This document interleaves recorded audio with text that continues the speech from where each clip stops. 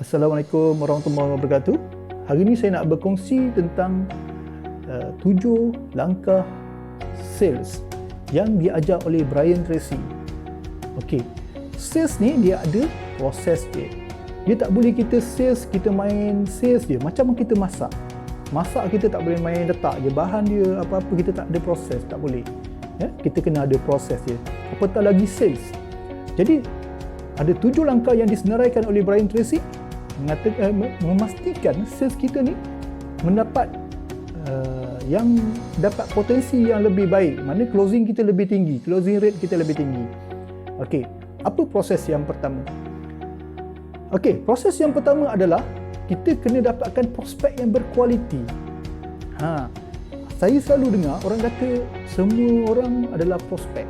Semua orang adalah prospek insurans takaful. Adakah benar? Ya? Tak benar ya. Kita kena tahu siapa prospek kita. Bila kita tahu prospek kita, barulah kita boleh buat marketing. Sebagai contoh, prospek kita adalah doktor. Macam mana kita nak mendekati doktor ni? Jadi kalau kita tahu siapa bakal prospek kita, kita akan buat kaedah marketing yang betul. Jadi kaedah pertama sales process adalah prospecting, mana mendapat klien yang betul, prospek yang betul. Kalau prospek yang tak betul, yang tak ada duit, macam mana kita nak close? Kita present macam-macam pun result kita tak ada. Dan proses sales ni kena mengikut turutan. Proses yang pertama adalah prospek yang berkualiti. Okey, kaedah sales yang kedua adalah selepas kita dapat prospek yang berkualiti, kita buat presentation, betul tak? Kita akan jumpa dia. Okey, bila mula-mula jumpa, apa kita buat? Kedua prosesnya adalah kita kena bina repo. Kena bina repo. Bina repo ni untuk apa? Repo ni apa? Repo ni trust. Kita kena bina trust. Macam mana kita nak bina trust? Kita kena pakai penampilan yang baik, kita kena tutur kata yang baik, kita kena ada energi yang baik, kita kena ada senyuman, kita akan tanya nama dia, kita sebut nama dia betul-betul, kita bagi kad kita punya business card kita minta business card dia. Itu adalah build repo. Dalam masa 1 minit kita dah macam kenal lama. Macam mana kita nak macam kenal lama tu? Okey, minit pertama jumpa kita anggap macam kau, maksudnya kita dah macam kenal, kita tak kekok. Assalamualaikum Cik Mat, apa khabar? Okey, terima kasih Cik Mat. Boleh saya duduk? Cik Mat, ni business card saya. Boleh saya minta business card Cik Mat? Oh, Cik Mat manager kat sini. Dah berapa lama ya? Oh, bagus Cik Mat. Cik Mat memang asal sini lah. Oh, okey. Cik Mat, ni business card saya. Saya AIA daripada AIA. Saya daripada AIA dah jadi ejen selama 3 tahun. Saya buat sepenuh masa supaya saya dapat servis klien saya. Okey, AIA ni ada banyak cawangan dia dekat seluruh Malaysia. Ada lebih beratus-ratus cawangan dan kita lebih daripada 100 tahun dan di Malaysia 70 tahun, dan kita ada company korporat seperti Petronas. Jadi kat Malaysia ni kita AIA adalah company insurans yang terbaik. Kita bina trust. Itu build repo. Okey, yang ketiga adalah kita ask question. Kita bertanya soalan. Okey Cik Mat, boleh tak saya tanya beberapa soalan sebelum saya buat presentation? Saya bertanya soalan. Kita ask question. Kita bertanya soalan ni sebab apa? Kita nak dapatkan info, apa keperluan dia, apa yang dia dah ada. Kan nanti kita cerita presentation, saya buat presentation, dia kata saya dah ada income protection, saya dah ada medical card. Jadi kita nak tahu, okey Cik Mat kerja swasta ke kerajaan? Okey, kerajaan. Okey, Cik Mat ada pencen kan? Cik Mat tahu tak berapa yang kalau berlaku sesuatu pada Cik Mat, berapa Cik Mat akan dapat pencen Cik Mat? Kalau contohnya sakit kritikal, berapakah kerajaan akan bayar Cik Mat setiap bulan? Berapa pencen Cik Mat? Selain daripada tu, apa insurans yang Cik Mat ada? Apakah insurans Cik Mat tu ada pampasan kematian? Berapa jumlah pampasan kematian yang ada?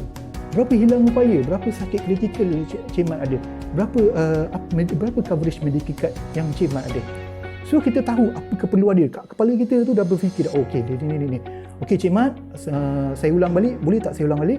Cik Mat cakap tadi macam ni. Kita go kepada step yang keempat, baru kita presentation. Langkah keempat baru presentation, bukan langkah pertama dah presentation. Okey, langkah keempat adalah presentation. Bila presentation, apa yang kita tanya dia? Apa yang kita tanya dia? Okey, Cik Mat kata tadi, apa yang kita tanya tadi, kita akan bentangkan. Apa yang Cik Mat kata tadi, Cik Mat ada pencen sebanyak ni, Cik Mat ada coverage sebanyak ni. Okey, Cik Mat, okey, sebagai contoh Cik Mat, saya nak tunjuk Cik Mat ni adalah Magic Bill lah sebagai contoh. Okey, ni Magic Bill. Ini Cik Mat. Ni Cik Mat. Ini adalah komitmen Cik Mat, rumah, kereta dan sebagainya semua. Okey, in case berlaku apa-apa pada Cik Mat, macam mana Cik Mat dapat jamin keluarga Cik Mat sehingga mereka anak-anak sampai dewasa? Kalau Cik Mat sakit kritikal, macam mana Cik Mat sampai Cik Mat boleh umur 60 sampai 80 boleh bertahan dari segi kewangan? Macam mana? Dengan jumlah yang Cik Mat beritahu tadi, adakah cukup? Kita buat presentation lah. Banyak presentation yang ada. Kita ada Dr. Sanjay punya presentation kan. Dr. Sanjay punya presentation dia buat apa? Dekat atas dia buat satu graf. Yang atas tu kaya. Orang yang kaya. Yang luxury. Okey, yang kedua orang yang senang. Yang ketiga orang yang miskin. Yang keempat orang yang perlukan bantuan. Bantuan charity. Okey. Encik Mat sekarang ni berada pada tahap kaya ataupun berada pada senang. Maknanya tak perlu meminta, tak miskin kan? Tak perlu bantuan. Okey. Kerana apa? Kerana Encik Mat, saya yakin Encik Mat bekerja. Sekiranya kalau Encik Mat tak bekerja, sakit kritikal, ada 3 benda. Hilang upaya, sakit kritikal ataupun sudden death, meninggal dunia tiba-tiba. Apa akan berlaku pada Encik Mat dan keluarga dari segi kewangan? So dia akan boleh jatuh kepada miskin ataupun dia perlu jatuh kepada charity, dia perlu minta bantuan. Banyak Cik Mat orang yang sebelum ni kerja bagus tiba-tiba minta bantuan. Betul tak Cik Mat? Okey, so boleh tak Cik Mat bagi saya IC, saya buatkan quotation. So kita buatlah quotation. Kita bentanglah okey, produk kita dengan hanya Cik Mat simpan 300 sebulan, menyimpan dekat kita 100 bulan, Cik Mat akan dapat satu dana persaraan. Bila Cik Mat bersara nanti, Cik Mat dapat saving, simpanan persaraan. Ini adalah forced saving, mana memaksa Cik Mat, macam mana pun Cik Mat kena bayar simpan bulan-bulan dekat kita. Kerana penting hari persaraan nanti, Cik Mat perlukan banyak wang. At the same time, kita melindungi Cik Mat dari segi apa? In case dah meninggal dunia, keluarga Cik Mat dah dapat 500,000. Kalau meninggal dunia akibat kemalangan, keluarga Cik Mat akan dapat 1 juta. So financial keluarga Cik Mat tadi tak terjejas. Kalau sakit kritikal, kita akan bagi at least 3 tahun pendapatan Cik Mat. Sebagai contoh 250,000. Cik Mat hanya perlu menyimpan sebanyak 300 sebulan. Ini sebagai contoh ya. Okey, so bila kita dah buat presentation macam tu, okey, dia akan bertanya soalan handling objection. Ini proses yang kelima dalam sales process. Handling objection ni dia akan tanya apa? Macam mana pula kalau macam ni. Okey, prospek yang berkualiti, dia memang ada duit. Kita tahu dia memang ada duit. Cuma kita nak educate dia ataupun kita nak tahu apa coverage yang dia ada tadi kan. Kita dah bagi solution tadi kan. Cik Mat kata pencen banyak ni, jadi tak cukup Cik Mat, tak cukup miss banyak ni. Coverage Cik Mat ada 50,000 je, sepatutnya coverage Cik Mat ada 450,000. So dia akan bagi handling objection. Jadi proses yang kelima adalah handling objection. Bila handling objection ni, dia akan cakap apa? Okey. So dia akan tanyalah, kalau macam ni, kalau apa? Dia akan tanya teknikal lah. So kita akan bagilah solution dia. Teknikal. Dan kalau hari ni ambil, esok mati je lah. Hari ni kalau ambil, esok mati, kita terus cover Cik Mat. Tapi doktor based pada report doktor lah. Kalau doktor kata Cik Mat ada penyakit ni, mati sebab penyakit ni, kita tak cover. So jadi masa sihat ni Cik Mat memang kena ambil. Sama juga kalau medical kan. Okey. Kita akan handling objection. Apa bantahan dia? Ya, okey. Selepas kita dah berjaya handling objection, dia akan berpuas hati. Cik Mat ada apa-apa salah dah? Tak ada dah. Okey. So, Cik Mat setuju dengan package yang saya tawarkan ni? Okey. So, kita close. Mintalah satu persatu. Cik Mat boleh bagi IC saya, nak snap, bagi isi form ni, bagi alamat detail, bagi apa tanda tangan Cik Mat, debit card untuk potongan. Okey, so itu kita closing. Selepas closing tu, bila bermulanya sales kedua adalah lepas ni kita kena buat sales lagi kan. Bila bermula sales kedua kita adalah selepas kita close, kita terus minta referral. Jadi orang yang berkualiti, kita dah tahu dah klien kita ni sebagai contohnya doktor. Surround dia tu pun doktor juga, farmasis, nurse, orang-orang yang berkualiti lah.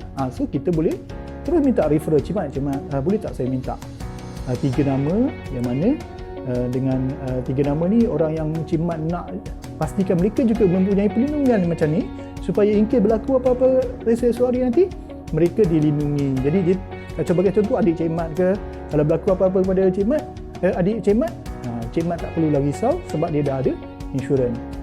Okey, itu adalah dapatkan referral. Okey, itu adalah 7 step yang diajar oleh Brian Tracy, dan kita jangan sesekali kita skip. Once kita skip, kita akan lomponglah kita punya proses. Prospecting tak betul dan go pada presentation, pergi je presentation ikut dan. So kita tak dapatlah closing yang bagus, prospek yang bagus. So itu adalah 7 step yang saya harap kita semua dapat amalkan, dan memastikan kita punya sales lebih baik. Okey, sekian, terima kasih.